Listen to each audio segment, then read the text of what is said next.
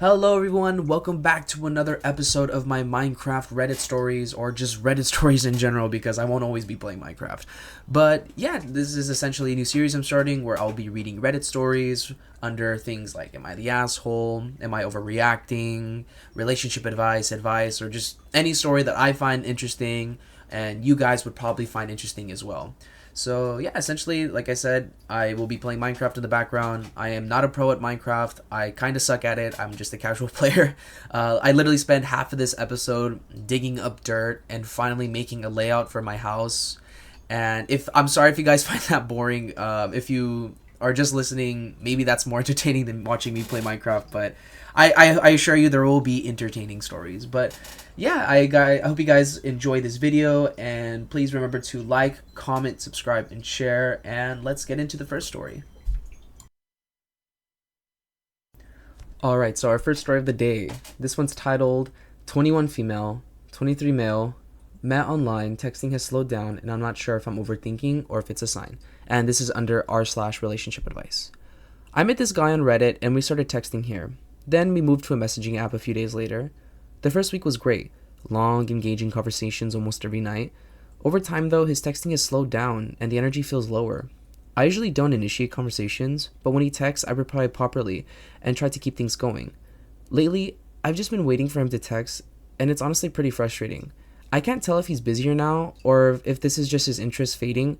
Nothing bad happened, and there wasn't any obvious shift, which is making it confusing. Would appreciate advice from anyone who's been in a similar situation on how to approach this, because I really enjoy talking to him. Yeah, I mean, from the looks of it seems like this is still something that's relatively fresh. And on top of that, too, they met online and, they're still trying to get to know each other and whatnot.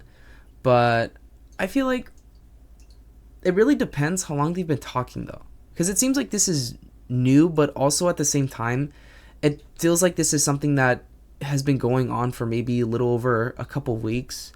But I mean, I definitely feel like there should be a bit more communication between the two of them. I mean, I get it. They either if this is the case scenario where they just got to know each other, then I personally feel like that she should just give it some time, because sometimes people are one way in the beginning, and then like they probably get a little bit more comfortable and things like that. But also too, it might just be too early to tell. But if this is something like a talking stage that's been happening for like, let's say, like a month or two, then yeah, probably some communication would be better. Like if he's just getting busier, then he should probably just note it that like, hey, I'm doing A through Z right now, so I'm sorry if my texting pattern changes or if my response time is a bit longer, because I get it.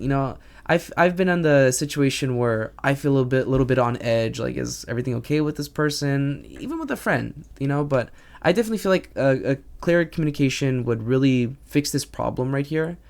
But I mean, too, at the same time, they're not really a couple, or they're not really anything. Again, this to me, this just seems like a talking stage.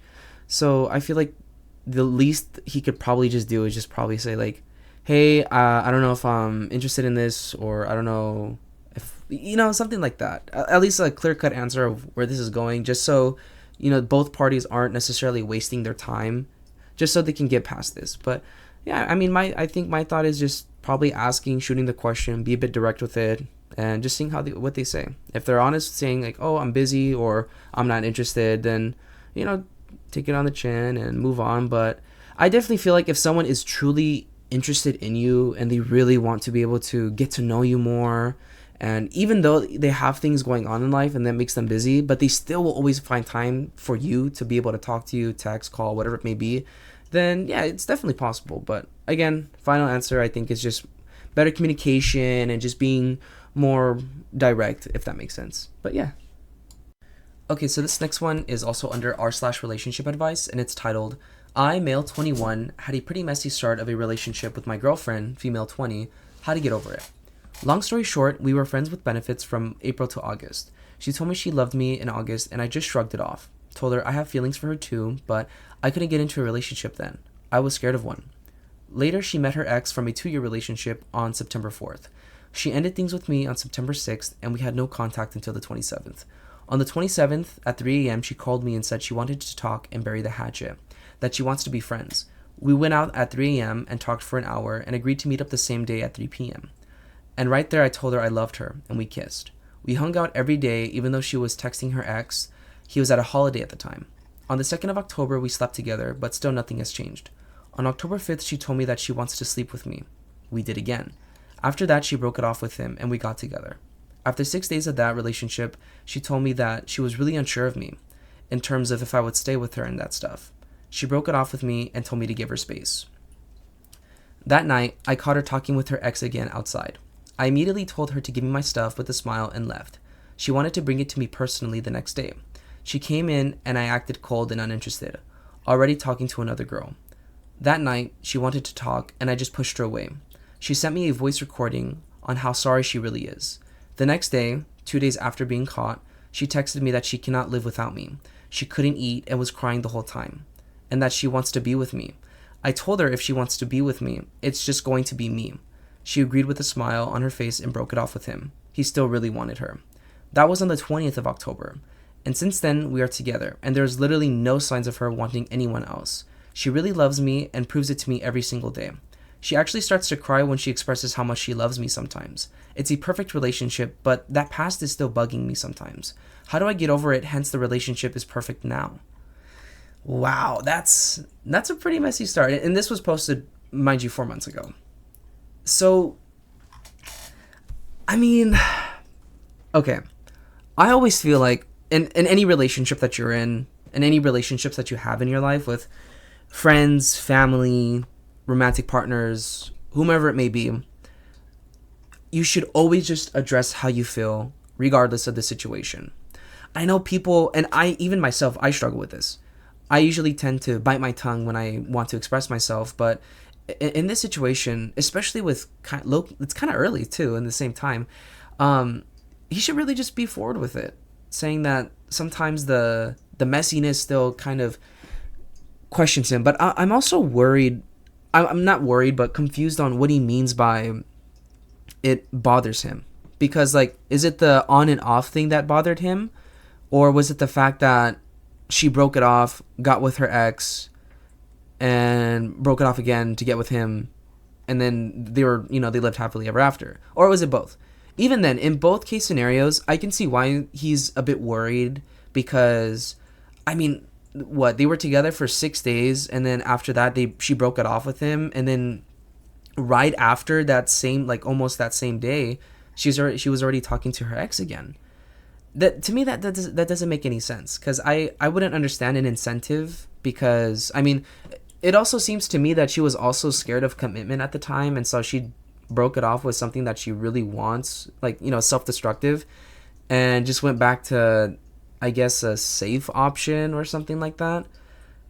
And I can see why he feels that way, because 6 days out of the blue, if he said that everything was perfect, but also too, like, this is like home wrecking back and forth, like he home wrecked the first relationship, and then like the one that she was with her ex, and then he came back in, the ex came back into the picture again for a couple days. I don't know what happened between the two of them between that couple day period, but I mean, it's salvageable. I definitely think like this is something that he can talk to her and have a serious conversation with, and just say, hey, I'm loving this relationship that we have so far. I love you and you love me, but I just want to get something off my chest. And there he explains how he feels, and he's honest with her. I mean, I really think what he needs is just more reassurance in the fact that this is something that is going to be long term, because I think what happened was, that sudden break off at the 6-day period kind of scared him, and now he gets anxious, and he's probably thinking in the back of his mind, is this going to happen again? And if so, when will it? And so he's probably overanalyzing and overthinking every single aspect of the relationship, from when she has a bad day, or maybe she's not in a good mood, and insert, oh my god, is she gonna leave me and break up with me? So again, I definitely feel like he needs just to be truthfully honest with her and tell her that he feels a bit, shaky, or he doesn't feel right with how things started, and he wants to know how serious we are now. And again, it's still very early in the relationship. Like, obviously they've known each other for an extended period of time, but I definitely feel like this is still a really early relationship where they can have these conversations so they can set themselves up for success in the future. But yeah, those are my thoughts. Okay, so this one's under Am I the Asshole? And it's titled, Am I the Asshole for Wanting to Be Over with My Relationship? I, female 24, have a boyfriend, male 26, and we've been together for almost a year now. And the last year, no matter what I do, show him my phone, let him have my location, or spend every waking moment with him, I'm constantly being accused of cheating on him. I've been called names. Now, as of lately, I have been reacting to it a lot more and getting upset because I'm tired of how no matter what I do to prove my loyalty, it's always being questioned when I've never done anything or come close to doing anything. It's a constant battle, and no matter what I say, whether I'm calm or upset, I'm apparently acting sus. I've gotten to a point where I'm constantly living in fight or flight survival mode, and when I'm finally back off and I tell him I'm tired of going through this and I'm tired of being constantly in survival mode and fighting, I am being called an asshole and told I'm just giving up when it's been a thing for the last 5 to 6 months. And it's not just once in a while, it's every day and the first thing in the morning and continues throughout the day. So am I the asshole for being done? Oh, this poor girl. Absolutely not. She is not being the asshole. See, the thing is that this boyfriend definitely sounds incredibly insecure. For one, she has no reason to show him his phone. Show her his phone. Because that's her privacy. That's her thing. And the fact that in order for him to feel content is for him to go through her phone, that's a line that shouldn't be crossed. And even then, when he does go through the phone, he still doesn't trust her. That's just a him problem. Something probably must have happened to him way before her for him to be acting like this. Like, I'm sure he was cheated on, or I'm sure he has a parent that cheated on another parent, or something like that must have impacted him this much for him to reign over his relationship like this. Because now, like, he's not really acting like a boyfriend from the sounds of it. This just sounds like he's just like a debt collector, where he's saying, oh, let me see, oh, what are you doing, oh, where are you? Like, come on, these are things that he shouldn't be doing to her. And it's like a constant argument every single day. That's insane. It like, when I picture someone in a situation like this, it's almost like there's literally absolutely no peace in their life. Any conversation that they have in public, like, let's say she's polite and opens the door for someone, oh, who is that person? Oh, like, oh, why'd you do that? It's weird, and it's really upsetting for her, and I really feel bad for her. And then she says that they've been together for almost a year now, and then she says that this is been a thing going on for 5 to 6 months. This is half of the relationship. Like, this is half of the time she's been with him that he's been like this. And she's still with him, which I give props to, because if he's ruling with an iron fist like that, and she's constantly doing everything she can to prove her loyalty to him, and he's still denying it, she has a whole lot more patience than I do. But I definitely think one of two things. Okay, I'm gonna say the first thing. I think she should definitely just get out of the relationship, because it seems like he has no respect for her, he has no trust in her. And what is a relationship without trust? And for him to, impose these rules on her and these assumptions that she's cheating or she's going to cheat, he's just pushing her away even further.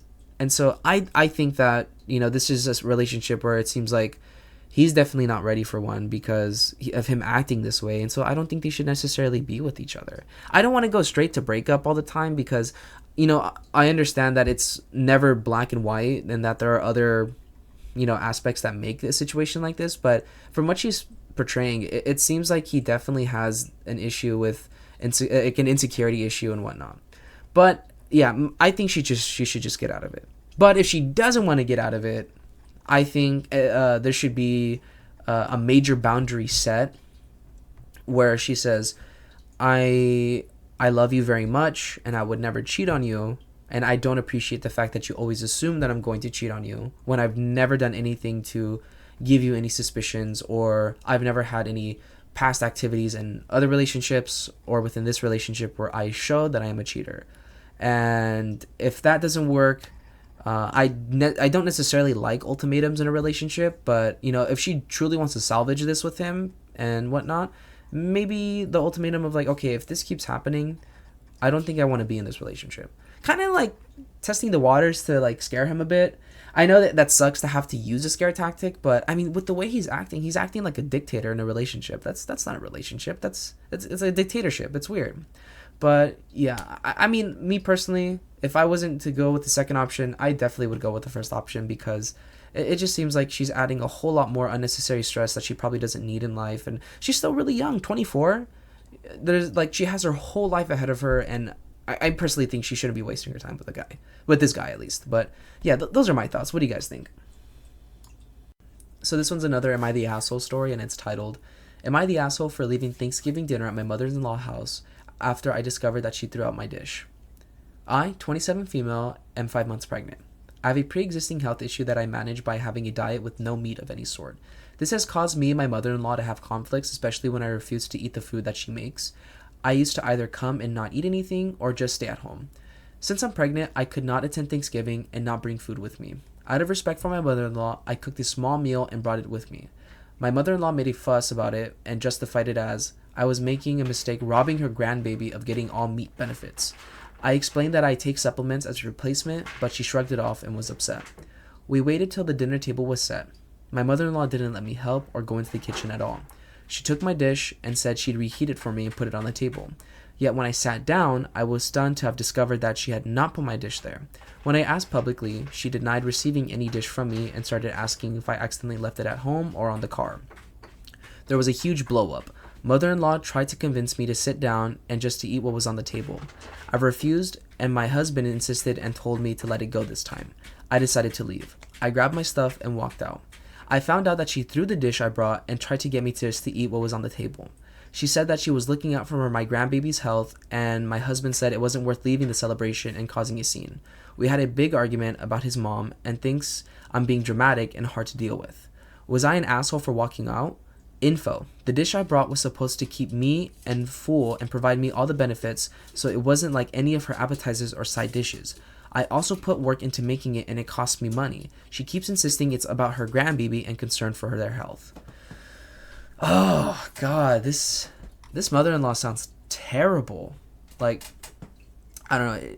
She just seems like, one of those overbearing mother-in-laws that always constantly overstep a boundary that's already there, or is just rude and being ignorant about all the situations possible.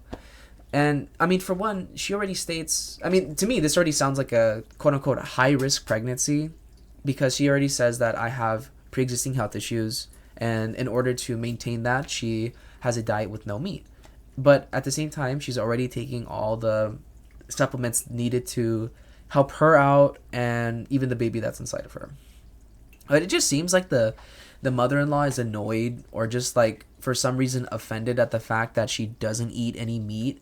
And so her excuse is like how the poster said, oh, you're robbing the child or my grandbaby of all the meat benefits. And for one, that's absurd. And two, throwing out the meal when that's the only thing she could eat there, it's insanely disrespectful. And I think it's disrespectful for the husband to be okay with that. Because, look, I understand that people are going to make comments or they're going to do something, and to, keep the peace, you just, like, let it go, or, you'd much rather just allow this minor inconvenience or, like, a slight irritation at most just go. But this isn't a slight irritation. This is truly disrespectful. You're taking food away from someone who is a high-risk pregnancy and has health conditions. And two, you literally spat in her face and said, I don't like what you brought, and I don't like the fact that you don't eat meat, and I'm going to throw away a meal. And it's true, like how she said, the meal costs money to make, and it costs time and energy that she puts in. She's already pregnant. I'm sure she's tired, and she probably already has to deal with the other, side effects and symptoms of being pregnant. And so making that meal probably wasn't something that she was excited to do when everybody else is enjoying the food itself. That's another thing. Another thing too. She already probably feels alienated at the fact that she can't eat the food at the Thanksgiving, and she probably already feels judged from other people that, they see her like, oh, why isn't she eating the turkey or the ham or anything like that. On top of that, what makes it worse is the mother-in-law constantly making it a battle all the time about her not eating meat and stuff. So no, she's not the asshole for walking out. I would have walked out. Matter matter of fact, if I was her, I would have, before I walked out, I would have flipped the table over. No one, if I don't get to eat, no one gets to eat. Then I'd probably go to McDonald's or something. No, I'm just kidding. But no. She's definitely not the asshole, because for one, that was extremely disrespectful, and I really wish the husband put his foot down against his mom and in front of everyone and said that was uncalled for and you shouldn't have done that and we'll be leaving. I feel like the husband should have left with her, but those are my thoughts. What do you guys think?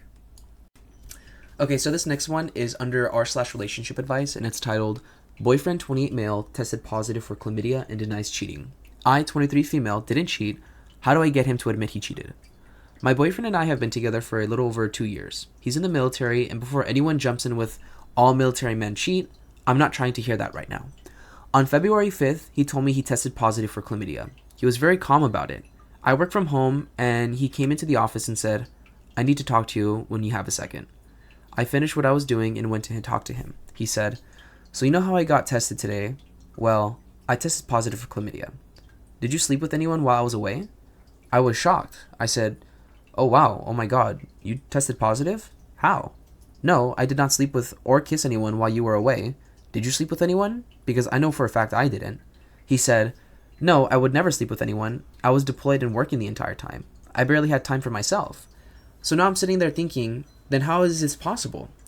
I told him I'd get tested immediately, hoping maybe it was a false positive.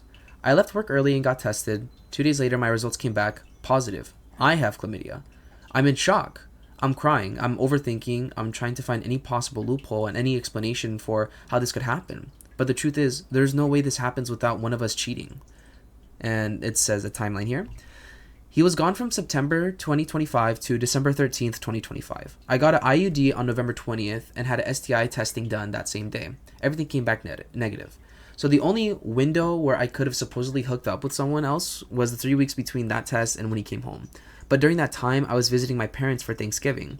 When I came home from the week of December 8th, I was working and preparing for his arrival. I learned how to make butter chicken for the first time for him. Made a welcome home sign. I cleaned the whole apartment. I was so excited. He came home and obviously we had sex. A lot. Everything seemed great until December 29th, when he said he could feel my IUD poking him. The doctor had told me that it was normal, but then he said his penis was swollen and hurting a little. That was weird, so I messaged my doctor. I told the doctor he was having irritation after intercourse, discomfort, itching, and that he felt the poking sensation. I asked if it could be related to my IUD. Doctor responds, the poking sensation is likely from the IUD strings, but the irritation and discomfort are probably not related. At the time, I didn't think much of it, but now, typing this out, that was a very clear sign of chlamydia. I got my IUD removed not because of him, but for other medical reasons, and switched to Nixplanon. I think I said that right. He didn't mention any more irritation, and I didn't have any symptoms. So I didn't even consider cheating back then. Now we're here. Both of us tested positive, and now I'm losing my mind. I researched, I've talked to my doctor. Every single explanation leads back to the same conclusion. He had sex with someone else. I told him this. I said, please just tell me the truth. I won't be mad. I just want honesty. He said, I'm telling you the truth. You're the only person I've had sex with in this relationship. That phrasing didn't hit me till later. He's the type of person who avoids lying by being technically truthful, saying, in this relationship, instead of, in general. It's suspicious. I don't know, just a random thought. He left yesterday for training. He's supposed to be back Friday. But he could deploy again at any moment. So now I'm home alone with all of this. He keeps saying we can go to the doctor together and ask how is this possible if neither of us cheated. And part of me thinks, if he's willing to go to the doctor, maybe he's not lying. But realistically, he's just clinging to confusion because it's safer than admitting the truth. I know he's lying because I know I didn't cheat, but he won't admit it. I don't know how to get the truth out of him. I just want him to say it so I can stop spiraling. He's acting completely normal. He's talking about our future, being loving with me, and this is all normal because we always do this and we love to talk about our future and our goals. But all of this is making me feel insane. My heart hurts. I'm confused. And now that he's gone, I can finally think clearly without his actions convincing me we're okay. I'm planning to start packing my things and move back out with my parents, but I feel like I need him just to say he cheated on me so I can feel some kind of closure. I don't know what to do. Ooh. Wow. I read a similar story to this, but it was a whole different situation that included them living in Australia and in a koala. But this is really obviously he cheated. It's as clear as day that he cheated. You know, because there was that 3-week gap, and then he goes and gets tested, and he comes back and says, "Hey, I have chlamydia. Did you sleep with anyone?" Like, come on, really? Oh my god, it just sucks that he's the kind of person that it's like how she said he'll bend the truth just to avoid looking like a liar and to avoid the full thrash of what's happening and what's gonna come to him once the truth is out. And it just sucks because here she is on one side, she's thinking, oh my god, like, how could he cheat? Is he cheating? Is this happening? Like, what's going on? And then the other side is thinking, oh, like, what other possible way could this happen? I know my was it husband? I know my boyfriend, my boyfriend would never cheat on me. So how is this possible? And again, that's just a simple manipulation tactic. He's literally feigning ignorance just to basically have her in the palm of his hands to make it seem like, okay, if I can go about this for super long, my chlamydia will go away and we'll figure that whole issue out, and then we can move past this and it'll be like it never happened. Essentially, he's just lying and hiding the full truth from her just so she can keep going back and forth and spiral. Again, he's basically manipulating her. I personally think it's a good idea that she goes back with her parents. Maybe they can give her some form of closure and or explanation, and definitely the support that she needs, especially with the whole thing of her being alone. I definitely don't think it's a good idea to be alone with those kinds of thoughts. Again, having the personal me time in a moment like that, yeah, it's important, but not the total isolation where the whole house is empty and that she only has herself. But again, it's super easy for him to lie, and he's basically just gaslighting her. So I definitely think she should leave, and at least in my opinion, maybe throw an ultimatum out there and say, hey, you need to tell me the real truth because I'm done spinning in circles and trying to find what really happened, and I think you owe that to me. And yeah, I think doing that would hopefully get the truth out of him. But if not, then at that point, it seems like he's very secretive. And some people who lie so much and get so invested into the lie, it alters their memory and think like, oh yeah, I never cheated. So yeah, I really hope that this gets sorted out. And unfortunately, there isn't an update. So yeah. All right, and we have one more story left that we can fit into this, and it's titled, "Is asking someone to be your Valentine the same as asking someone to date you?" And the story goes, one guy asked me to be his Valentine, and I said yes, but I don't know if that means we're dating or not. I know I should just ask him what he thinks it means, but I would love for other people's insight. Is there a difference or not? Please and thank you. Very short, but to answer this question, given that Valentine's Day is about to come up, it's not the same. A Valentine, like, will you be my Valentine? It almost feels like a day thing, especially if the people aren't dating or if they aren't together and whatnot.